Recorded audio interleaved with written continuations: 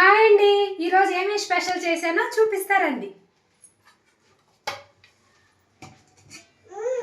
వేడి వేడి rice, white rice,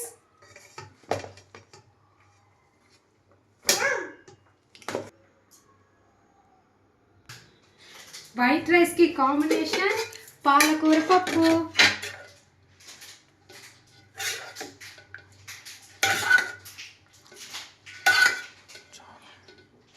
పప్పుకి కాంబినేషన్ వేడి వేడి చికెన్ ఫ్రై.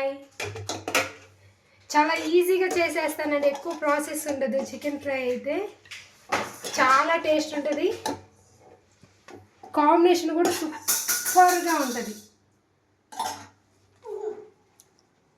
ఈరోజు మా లంచ్ వచ్చేసి తోటకూర పప్పు, వైట్ రైస్, చికెన్ ఫ్రై.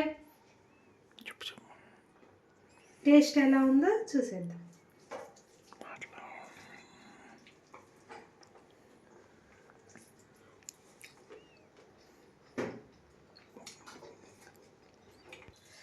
పప్పు ఫ్రై అయితే చాలా టేస్ట్ ఉందండి. ఇలా ఒక్కొక్క ముక్క ముద్దకి ముక్క పెట్టుకొని తింటుంటే సూపర్.